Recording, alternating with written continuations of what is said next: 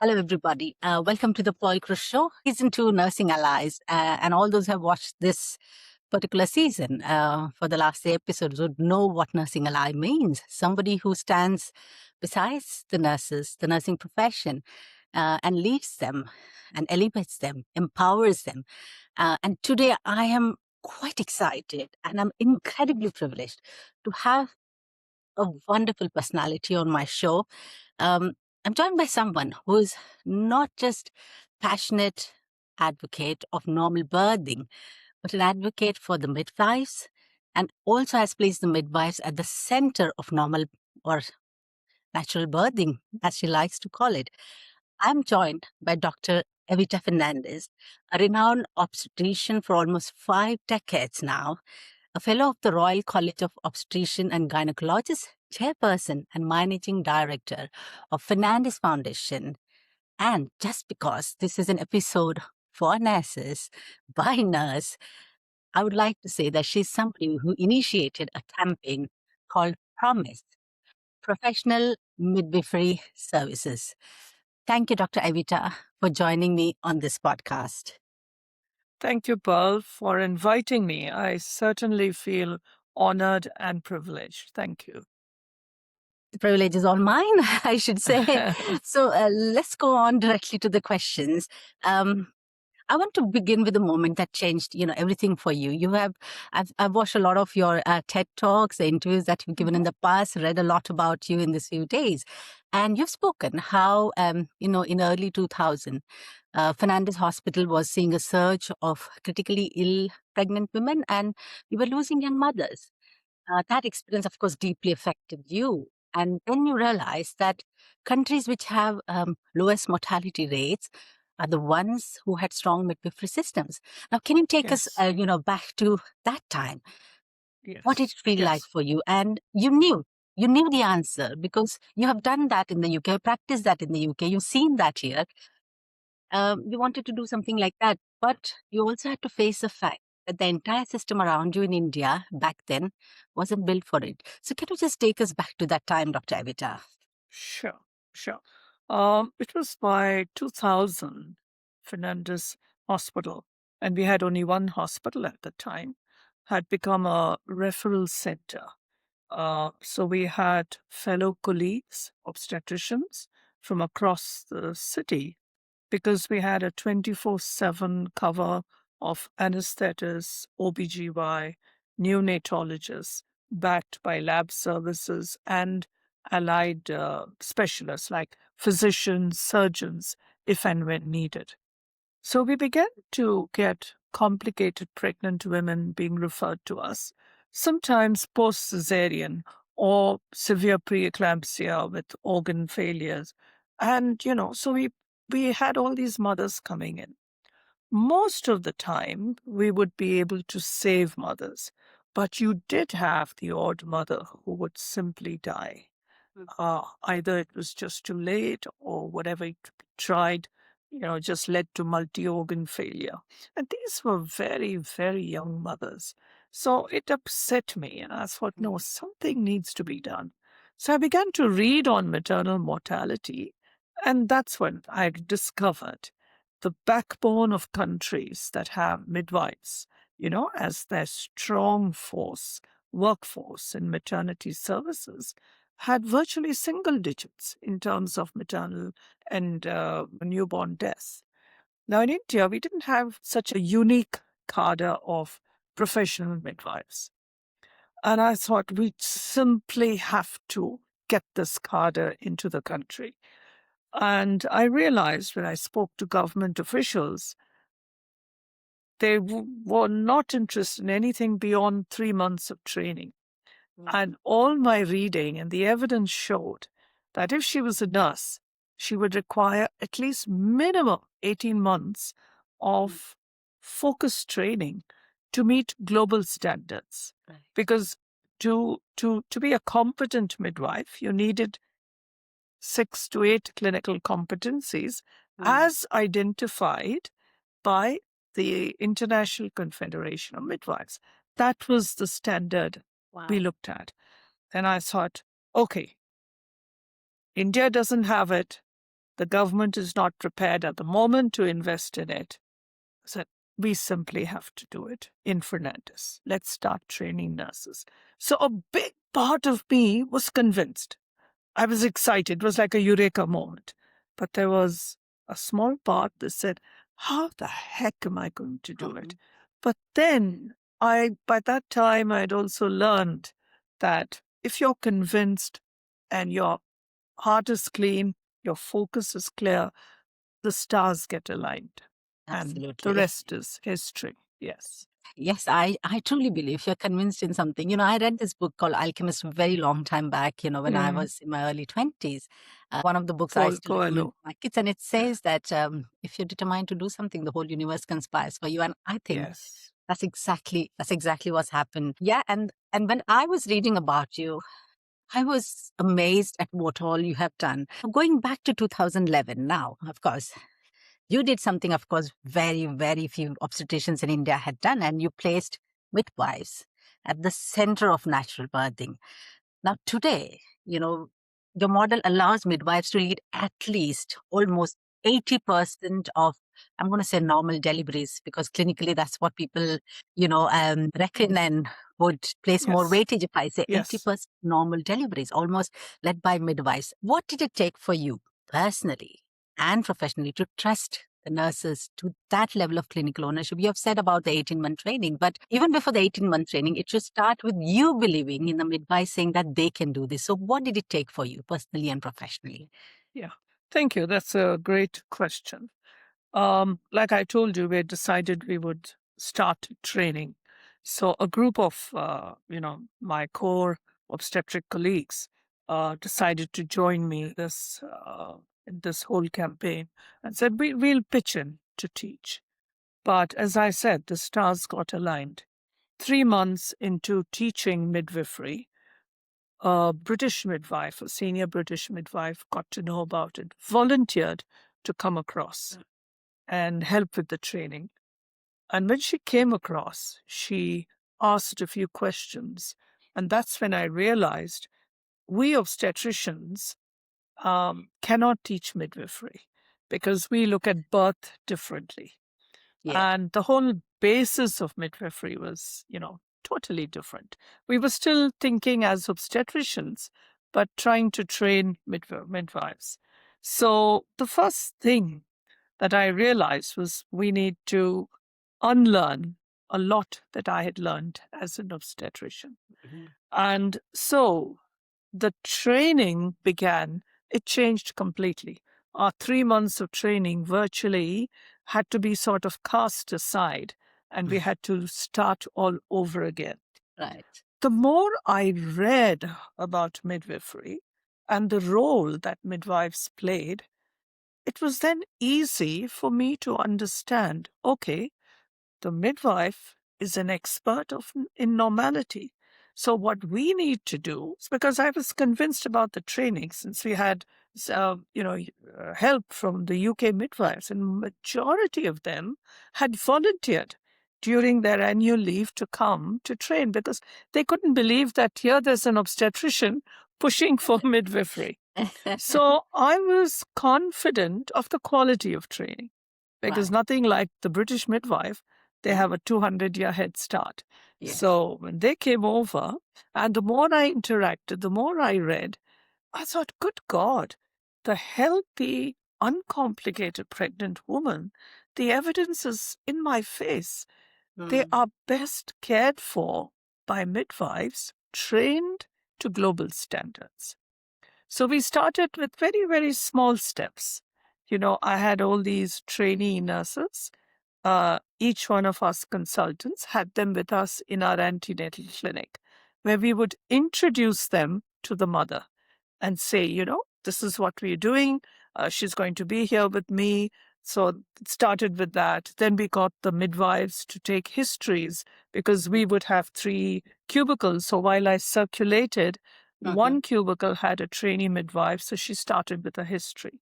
Then we got them to present the history. And then I would ask the woman, are you happy with the way she took your history? Do you think she's told me everything? Then we got them to examine, to palpate, to hear the fetal heart. And finally, The fourth level was we would ask the midwife, so what would you like to do for Sushila in front of the patient, the mother? So we kind of built up the confidence level, right? And if this mother came into the birthing to deliver her baby, if she met the same midwife that she had met in the antenatal clinic, there was tremendous connection. And, so it was how we, for want of a better word, I can say we introduced and marketed the midwife from the heart, because we took personal responsibility, because this was a whole new profession we were introducing. And the bottom line, when they came into the birthing rooms, no midwife could support a woman without taking her permission. And it would always begin with the consultant obstetrician who was on call, who would go into that cubicle, because you had a very strict criteria of selection, right? You wouldn't put a midwife supporting a mother with complications. So you would go into the cubicle and then say, we are on call right now, and I've got this midwife with me. I'm going to keep her in the cubicle. Are you comfortable? Can she support you? But I'm here as backup. So we started, with very, very small steps. And we would be there to support midwives, especially the first 2 years, to give them the confidence, to make them, believe that they could do it. And very soon, women just embraced midwifery, the midwifery philosophy. But it meant, Pearl, that as an obstetrician, I had to have the humility to unlearn a lot of what I had been trained as an obstetrician, and then relearn, and finally accept that uncomplicated, healthy mothers are far better cared for in the hands of a well-trained, competent midwife. When you realize that's the truth, that's the evidence staring at you in the face, and we saw that happen with us, you just have to let go. It was easy. I mean, you'd be a fool not to do that, because the focus is the mother. And if the mother's happy, the outcomes are good. And when you've got a lovely, competent, committed midwife, she's giving you the time to do the things that you're trained to do. Do your scan, run an outpatient clinic, do your emergency C-section, or do your operating list for the day. So we complement each other. That's amazing, Dr. Evita. I think this past 3-4 minutes that you spoke, that itself is a pathway for any obstetrician to help midwives to lead the journey. I mean, that's so beautifully put. And I'm sure the midwives at your organization just adore you, because I think that's what is required, right? I mean, the way you said that you were humble enough to accept that you had to unlearn everything and relearn what the midwives need to do.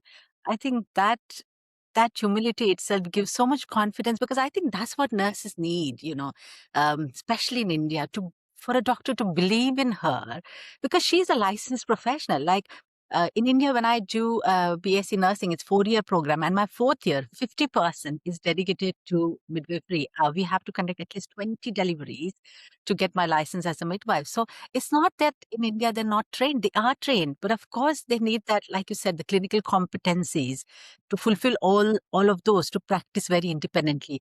And I think that realization itself, that you can hand over the baton to the midwives, was more than enough for them to, have the confidence to support you in this journey. So, so now when I look at the data, just for our audiences, I'm going to put it out there. The data from this initiative of yours is very, very remarkable. So the midwives who are trained at Fernandez Hospital delivered 42% of babies born vaginally. Episiotomy use dropped from 40 to 27%, and epidural use fell from 70 to 40%. Now, that's enormous, significant change. But we know that, of course, behind every statistic is a woman's experience, a midwife's presence, and of course, behind every statistic is a woman's story, your story. Now, can you share just one such story? You did tell us a few things, but just one such memorable story, one birth, one woman, one moment that captures what it means for an Indian woman to have a midwife beside her. And what do midwives bring into the labor room that the system had been missing for so long? Mhm. Yeah. Thank you. Um, I always, when I talk about a particular event, I think of this young doctor whom I had the privilege of taking care of in her first pregnancy. And she had a lovely normal birth. And this was before I had got into midwifery full scale.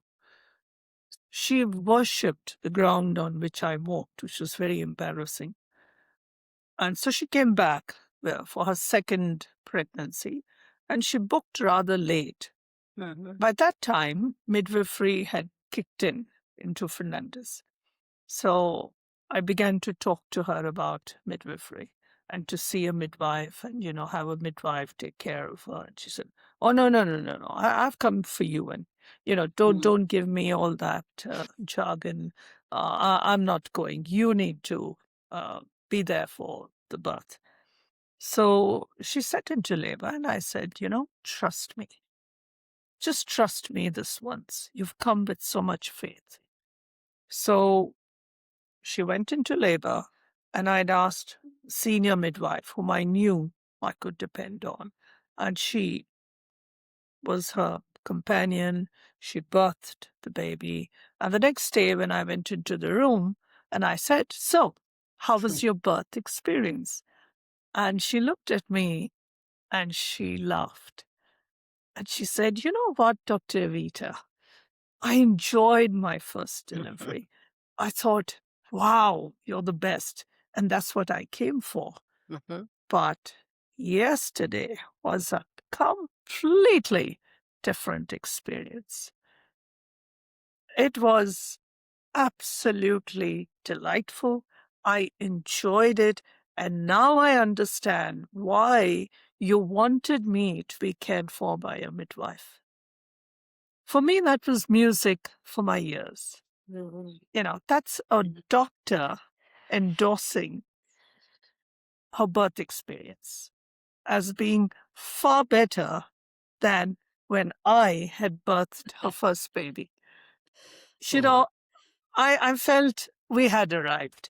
Now, it may not happen with every mother. We're still struggling to get it right all the time. We're not perfect. But that gave me a lot of hope. And when 3 of my consultants opted to have water births when they were pregnant, where it's completely midwifery-led, there are no obstetricians involved. So they became advocates for midwifery care. So the ripples that came out of this were just amazing. But what saddens me is the fact that apart from Fernandez Hospital, I'm talking about hospitals, not birth centers, hospitals. 14 years later, we're still the only hospital in India pushing for midwifery training, where midwives and doctors work together. Am I proud of this achievement? No, because we've not been able to convince, the rest of, the fraternity. And that's where I feel terribly sad that we've not been able to do that. Public hospitals, the government has taken it on. Yes. So you asked me what makes it so different. Pearl, it's the continuity of care. When a midwife is committed to taking care of a mother, she's there supporting her through those hours. As an obstetrician, I think the longest I would have sat with a mother, if I remember, would be maybe an hour. And even in that 1 hour, I would go out to do something else and come back. Maybe 2 hours, you wait for full dilatation and you wait again for another hour. But I wouldn't have sat with her, supporting her for those 2 hours. I would have done other things and come back. But a midwife, she's there, giving her that support, not just as a competent professional, but emotional, physical, spiritual. Oh gosh, it's all wrapped up in one. There's no way an obstetrician could do that, because our training, our reason, our roles are so different. We complement each other. But that continuity of care and support is what distinguishes midwifery care. And I'm which so glad. woman wouldn't Yeah. want that? Thanks, Dr. Evita. I'm so glad that you are recognizing and telling the world that these roles are different. A nurse has a different role to Absolutely. play. A doctor has a different role to play because traditionally, sorry, I keep on going back to India Mhm. because I'm Yes, trying to yes, change the way a nurse is perceived, back in India. And traditionally, we all feel the nurse is helping the doctors, but nobody is ready to acknowledge the fact these are two different roles. We are trained for two different things. Thank you yes, for. yes, I'm really glad they're acknowledging that there are two different roles. A doctor cannot do what a nurse is doing. Obviously, a nurse cannot do what a yes, doctor is doing. And yeah, she is here to yeah, complement. Both of them together are here to take care of the patient, to give that patient a holistic yes, experience of what it is, yes, to yes, be yes. taken care by healthcare professionals. And thank you for highlighting about the continuity Mm, of care. And yeah. that's what is important. And that's what I'm a research nurse in cancer here. And that's Mm-hmm. what I Mm-hmm. realized. Like, I'm there Mm, for my patient throughout their journey. I'm available for them. right, They call me, they email right. me, and they feel so confident and trusted. Even after the clinic with the Yes, doctor, they'll come back and ask me, "Do you think this is right, Paul?" absolutely. You know, and Yes, and it gives me so much of happiness that my patient is trusting with me. There yes, are times when the clinicians will ask me, "Oh, Pearl, do you think right. this is allowed in the protocol? Can you go back and check and Mm, let me know?" mm, And the faith that they have in me itself makes me more confident and practice yes, clinically, with whole competence and whole faith in myself. So thank you for yes, identifying that yeah, these are two different yeah. roles. No, But not at yes, all. This is like this you is the said, it's truth. This is the yeah, fact. Yeah, yeah. it is But indeed. Yeah. Pearl, very, very important for us to also understand. In India, for whatever reason, the Indian Nursing Council insists that a midwife is a nurse first, Mm. that she's Mm. done either her BSc or her diploma, Yeah. right? Yes. They're not open to direct entry midwifery, which you Yes. have in the UK and other countries, Yes. where it could be a 4-year BSc, right? So we're struggling with that. But at the Mm. moment, you have to be a nurse. Now, I strongly believe when a nurse becomes a midwife, she's changed her profession. Mm. Because as a nurse, Pearl, if you look back, particularly in India, Yeah. you are given orders, right?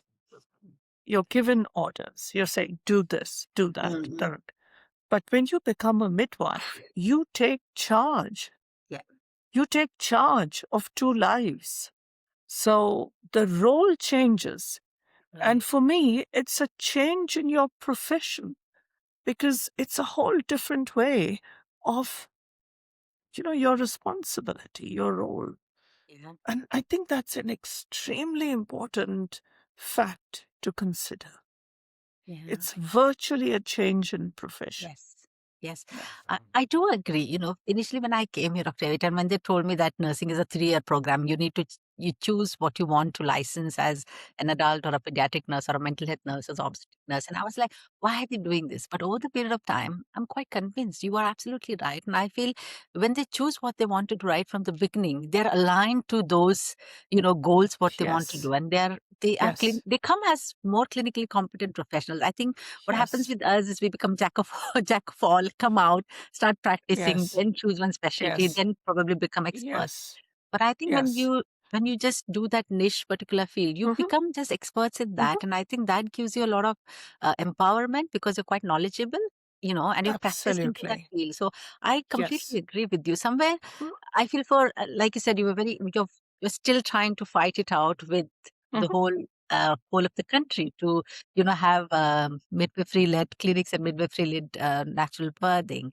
Um, and definitely, I think our regulations need to change. Our Indian Nursing Council has to change the way And I'm things sure have they been. will. They will. Yeah, yeah, me too, and I'm hoping for that. I'm Mhm, hoping that I will mhm, get somebody from the INC over on my podcast and probably mm, ask this mm, question mm, because things need to change. mm, mm. If we have to change as a country, we have to start now. Yes. Is what I Yes. feel.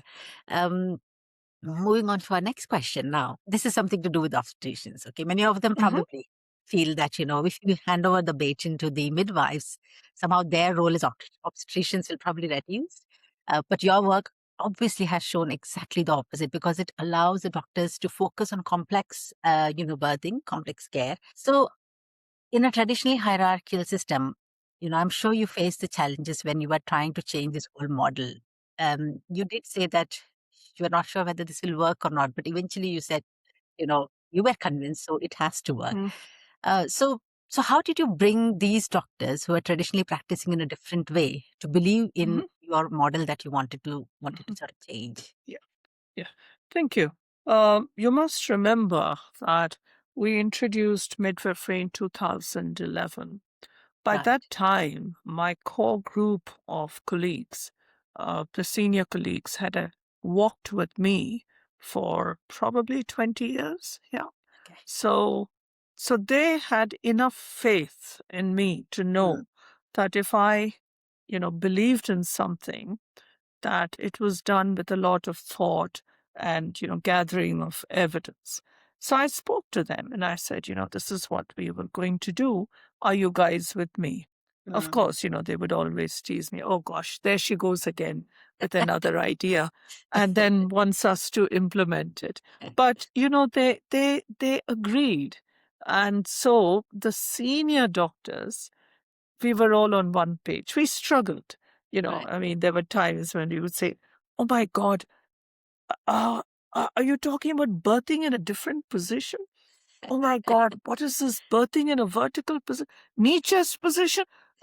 Yeah, I mean, there were so many things we had to get used to, Right. and it was tough. The first year was tough, even for me to understand and grasp and say, no, no, no, this is going to work. It's going to work. When internally, I also had a bit of a doubt, but I had to believe, and Absolutely. I would like to, at least if I reflect, I think it took us about 2 years before we had, everybody on board. And I have a tough colleague who used Mm-hmm. to be head of obstetrics, very, very high standard. She's a Uh-huh. perfectionist. So I was thrilled when a few years ago. She said, I don't know how we ever managed without midwives. I Wow. will never work in a hospital that does not have midwives. So we've come completely. And the icing on the cake for me, Pearl, we've made it mandatory. We are a teaching hospital. We Yes. teach postgraduates, OBGY and Right. postdoctoral training. So we have a Mm-hmm. fellowship. Every trainee, we call them residents, spends 2 weeks in the midwifery-led unit at Fernandez. So they get to know the midwifery philosophy. And I'm yet to meet a doctor who has regretted those 2 weeks. It just warms my heart when I see their feedback. They're so grateful for this exposure because, we are sowing the seeds into the minds and hearts of future obstetricians.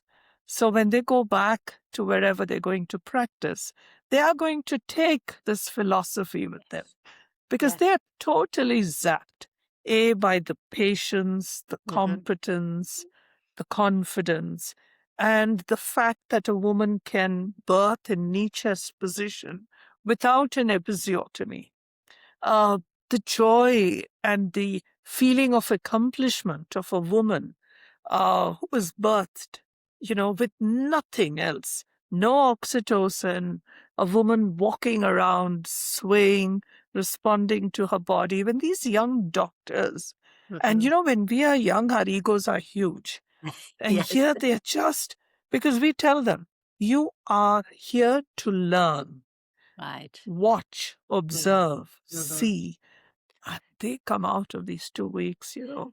So that warms my heart because we are at least helping to to change minds. Yeah.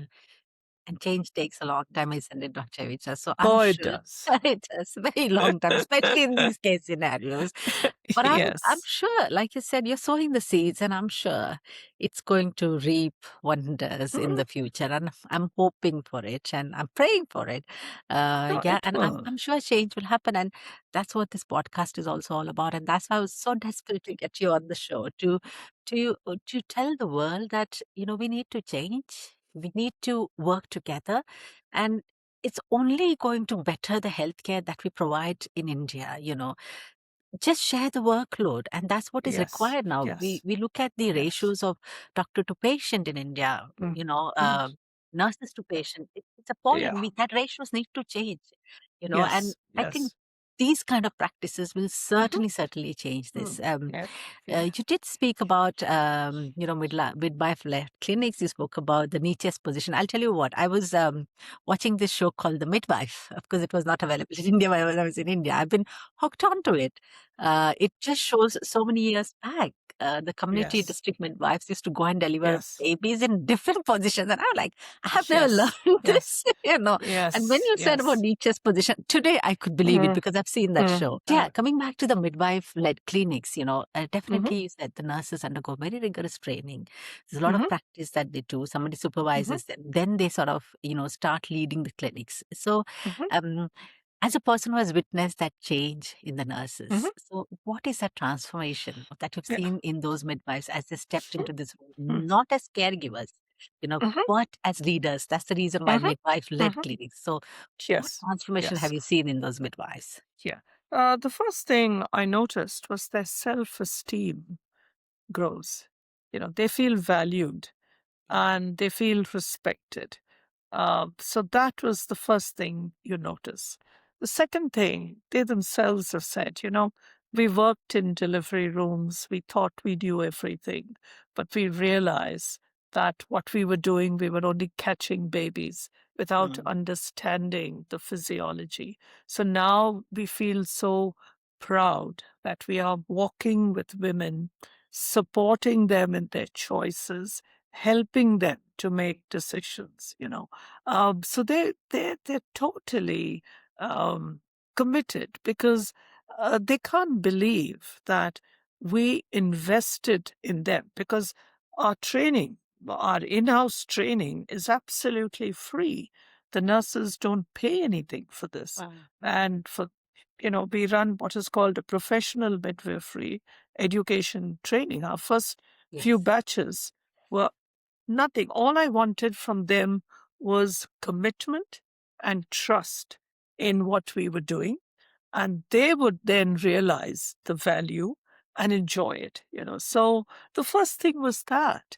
And when you see them confident, and today, the first three, four batches are seniors today. They are trainers, they are leaders, they are lead midwives in the three hospitals.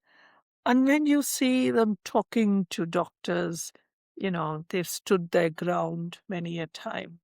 We still haven't broken the glass ceiling Yes. in places we have, but we still struggle. And the hierarchy is not with the older obstetricians because they've watched the change, they've Right. accepted it. The problem is with the young doctors who are coming in, who have never seen a midwife or Yeah. understood, and they find it so difficult when a midwife tells them, because we've asked all our residents, you are not going to, help a woman birth Mm. without a midwife by your side, because we have changed our childbirth practices Right. in Fernandez. I Yeah. mean, no woman is on the flat of her back, for instance. If you look at the incidence of episiotomies with deliveries, I'm using the word on purpose, Yes. conducted by midwives, it's 3%. But when you look at births conducted by doctors, it's 23% Oh my episiotomy. God. Okay? So what you were quoting was the average, both Right. doctors and midwives. But Wow. when you actually look at the difference, it's 3%. So So we're trying to get our doctors to understand, hey, there's something to be learned. Yeah. So when you look at the data of our midwifery-led birthing rooms, we've got 10 birthing rooms in this hospital, 5 led by midwives, 5 where obstetricians are involved. So the healthy mothers go to the midwifery-led. Out of 2,200 mothers who have gone through the midwifery-led unit, Pearl, the emergency section rate is 6%. Wow. That's our data. Wow. The That's- transfer to the obstetric, where, Yes. most times it's either Yeah. meconium stain like Yeah. her, or she needs an epidural or an Yeah. oxytocin. Then she's no longer a low risk, then she's got some added risk. So you need an obstetrician to be involved. But your C-section rate is 6%. So what does it mean? If you filter, risk categorize your women carefully, Yeah. put them in the hands of competent midwives, Yeah. your C-section rate comes down. Unnecessary medical interventions, which abound today, decrease. Yeah. Because if these 2,000 odd women were cared for by obstetricians alone, I am sure that C-section rate would have gone up Will to go up. at least 22-25%. Probably more, but I'm putting it. So when you have this evidence, you simply have to understand that only when we work as colleagues with mutual respect and trust, who wins? It's the mother. Because we're putting the mother and the newborn at the center of your decisions. Yes. There's no place for egos here. Oh, that's yeah. It's taking some time for me to digest that statistics. you know, but But Pearl, let me tell you, it's not so bad. The good thing about India is the government of India and the Indian Nursing Council have made midwifery, a national campaign. So the public facilities are training nurses in midwifery. yeah, It's a private sector that hasn't yet embraced Mm. midwifery. Yeah, you're right, because more than 20 years back, when I was doing my practice in midwifery, all the babies that were delivered were in public hospitals, Wadia or KEM, and in Yes. Wadia there was a private section, and we were not allowed to practice there. So I know what you mean. It is very difficult to break these barriers with the private hospital. Yeah, but keep in mind, we are a private hospital. Yes, you are. And you have changed the narrative, haven't you? And this is what I'm trying to tell my Yes. colleagues now. We We need to change. just need to embrace midwifery, and mothers will get the best care that they deserve. Do you think, Dr. Evita, if in the curriculum of the obstetricians when they teach medicine, if a part of this is included about midwives and the case studies from Fernandez Hospital, do you think that will probably change the I'm perception? convinced, Pearl, we should have midwifery exposure as medical students. It should start then. It should start then. Yes. If you do it after post-graduation, you've kind of missed the opportunity. You should start it as medical student level. Start with understanding the physiology of labor. During post-graduation, we were made to look at birth as a catastrophe waiting to happen. Because one of the first things we were taught, start an IV line. Yeah. Right? In midwifery, you don't. I mean, if she's healthy, normal, you don't. Yeah. I mean, that's a very simple difference. So, there are so many things. If we can understand the normal physiology of labor through the lens of a midwife, we would be better obstetricians today. Now, Dr. Evita, very soon in a few days, next week is International Nurses Day. I want you to sort of take a moment and speak directly to the nurses who are watching this show, and especially the midwives, many of them. like you said, are working in environments where, their value isn't always Yeah. recognized. What would you want them to know, about the impact that they're making and the future that lies Mm. ahead of them? Yeah. The first thing I think a midwife, should know and believe that she's saving lives, right? That's the first thing. She is saving lives with her competence. She's able to recognize complications, refer the mother early so that she doesn't go down a spiral. The second thing is she's the most important person, um, the support, the companion of that woman in that birthing room. And how she speaks to her, how she supports her, is going to make an impact on that woman for the rest of her life. It will also affect the bonding between the woman and the baby, because women remember everything surrounding childbirth all their lives. So if that midwife, and if she's true midwife, compassion, respect, supporting women's choices is the essence of midwifery. And if she can make that birth a positive experience for that woman, she must realize it's such a sacred privilege she's been given to help birth the new humanity.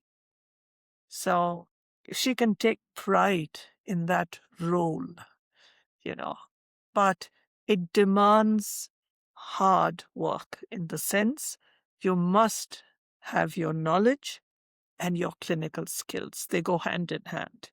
Without that, it would be uh, it would be sad, because compassion, kindness, respect are all there. That's a given, but knowledge, clinical skills are Yes. also important. Yes. Yes, yes. Yes. Thank you for that message. It's yeah, I mean, I think this is one of my very emotional episodes because I'm still having goosebumps. I don't know. It's so hard to change people, isn't it? But yeah, we can only try. Yeah, I'm an eternal optimist. you are Uh, definitely. I was just thinking of, change happening. It will happen. Yeah, See, women are asking for midwifery care, Pearl. The voices are growing. So the private sector will certainly have to respond. yes, When women ask, then you will need to change. you will need to change. So I am confident the obstetric fraternity will respond, and respond positively.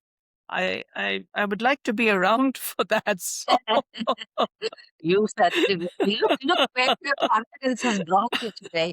You managed to, change the narrative for the Indian midwives.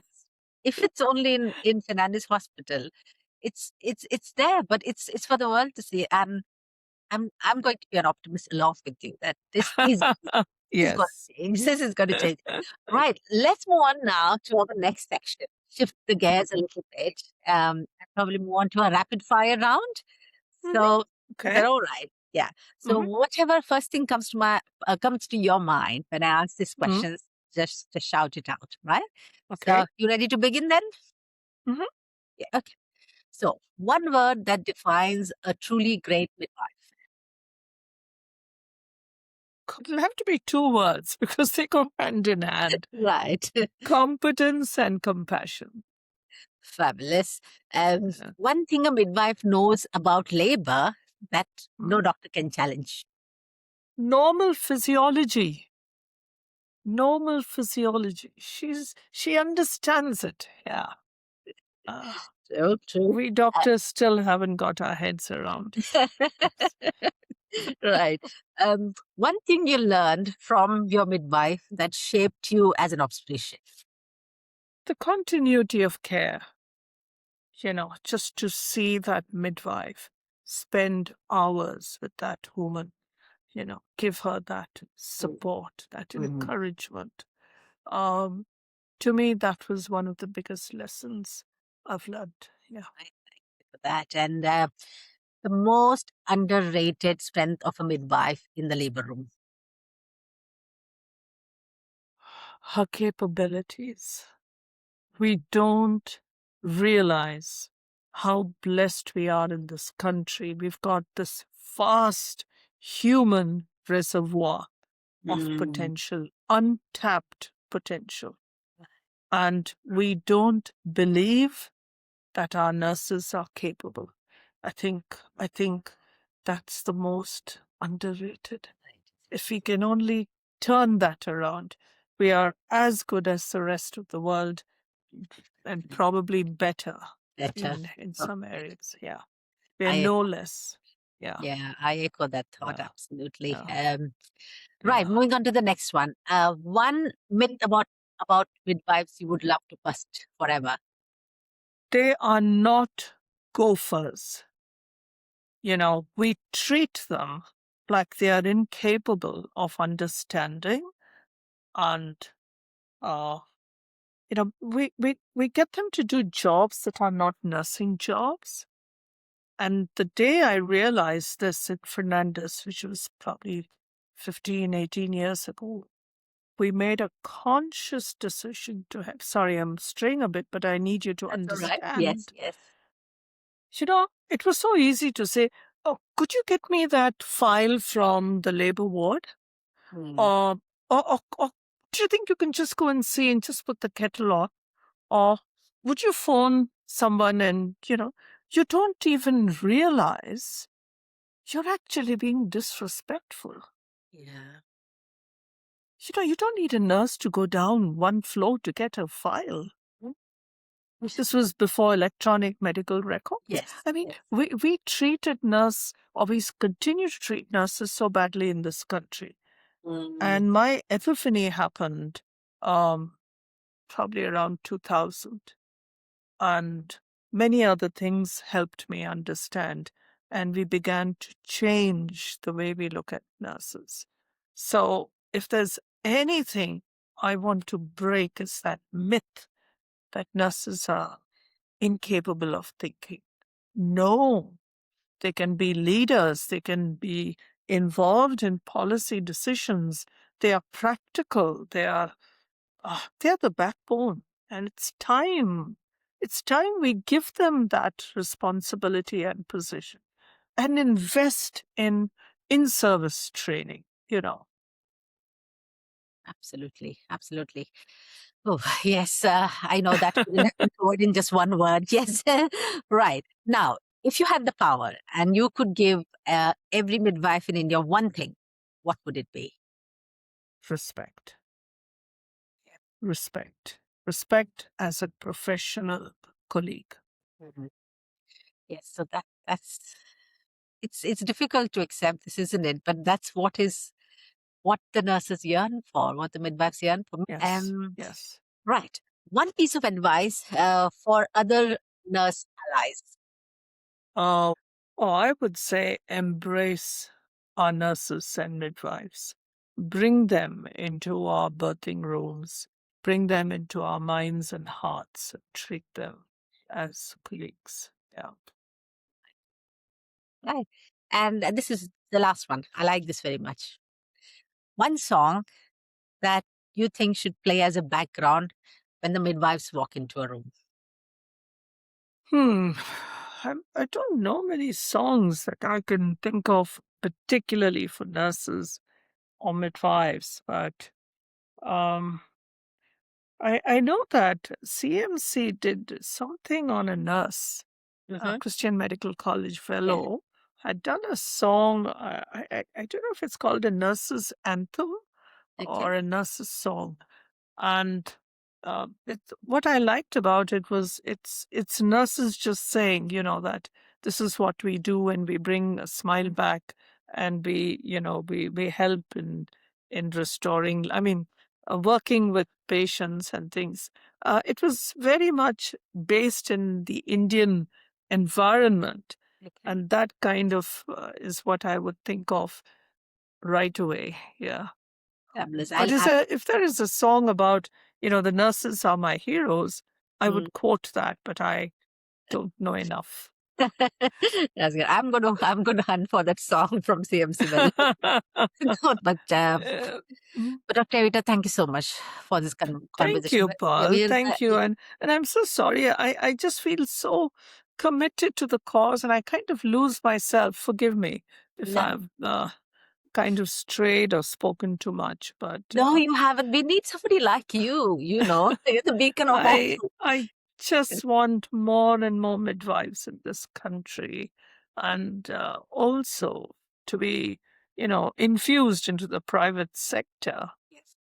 Women deserve. I mean, I want to see a world where every pregnant woman Mm, should access a midwife first, and yes. only if needed, she should see an obstetrician. Yeah. That's the world I dream of. Uh, And that's the word we will have. We will have very soon. That's, I As we think, say, mm, inshallah. that's the word nowadays, isn't it? Trending. But yes, it's God willing, it will all happen. And thank you Yeah. so much, honestly, for this conversation. Thank you for what you're doing for the nurses. Really. Thank you.